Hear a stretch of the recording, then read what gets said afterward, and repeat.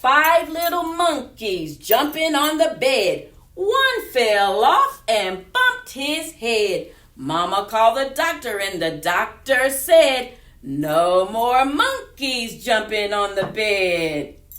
4 little monkeys jumping on the bed. One fell off and bumped his head. Mama called the doctor and the doctor said, "No more monkeys jumping on the bed." 3 little monkeys jumping on the bed. Now she fell off and bumped her head. Mama called the doctor and the doctor said, "No more monkeys jumping on the bed." 2 little monkeys jumping on the bed. One fell off and bumped his head. Mama called the doctor and the doctor said, "No more monkeys jumping on the bed." 1 little monkey jumping on the bed. She fell off and bumped her head. Mama called the doctor and the doctor said, "No more monkeys jumping on the bed." Caps for Sale, written by Esphyr Slokodenia. Once there was a peddler who sold caps, but he was not like an ordinary peddler carrying his wares on his back. He carried them on top of his head. First, his own checked cap, then a bunch of gray caps, then a bunch of brown caps, then a bunch of blue caps, and on the very top, a bunch of red caps. He walked up and down the streets, holding himself very straight, so as not to upset his caps. As he went along, he called, "Caps, caps for sale, 50 cents a cap." One morning, he couldn't sell any caps. He walked up the street and he walked down the street calling, "Caps, caps for sale, 50 cents a cap." But nobody wanted any caps that morning. Nobody even wanted a red cap. He began to feel very hungry, but he had no money for lunch. "I think I'll go for a walk in the country," said he, and he walked out of town, slowly, so as not to upset his caps. He walked for a long time until he came to a great big tree.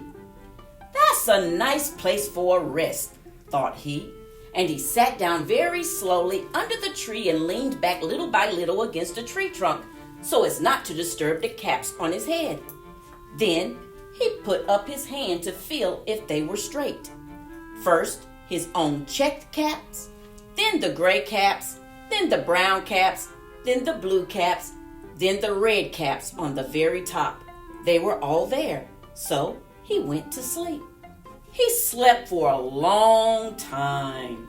When he woke up, he was refreshed and rested. But before standing up, he felt with his hand to make sure his caps were in the right place. All he felt was his own checked cap. He looked to the right of him. No caps. He looked to the left of him. No caps. He looked in back of him. No caps. He looked behind the tree. No caps. And what do you think he saw? On every branch sat a monkey. On every monkey was a gray, or a brown, or a blue, or a red cap. The peddler looked at the monkeys. The monkeys looked at the peddler. He didn't know what to do. Finally, he spoke to them. "You monkeys, you," he said, shaking a finger at them. "You give me back my caps." But the monkeys only shook their fingers back at him and said, "Zzz, zzz, zzz." This made the peddler angry. So he shook both hands at them and he said, "You monkeys, you give me back my caps." But the monkeys only shook both their hands back at him and said, "Tizz, tizz, tizz." Now he felt quite angry. He stamped his foot and he said, "You monkeys, you better give me back my caps." But the monkeys only stamped their feet back at him and said, "Tizz, tizz, tizz." By this time, the peddler was really very, very angry. He stamped both his feet and he shouted, "You monkeys, you must give me back my caps." But the monkeys only stamped both their feet back at him and said, Tuzz, tuzz, tuzz, tuzz. At last, he became so angry that he pulled off his own cap, threw it on the ground, and began to walk away. And all of the gray caps, and all of the brown caps, and all of the blue caps, and all of the red caps came flying down out of the tree. So the peddler picked up his caps and put them back on his head. First, his own check cap, then the gray caps, then the brown caps, then the blue caps, then the red caps on the very top. And slowly, slowly, he walked back to town calling, "Caps, caps for sale, 50 cents a cap." The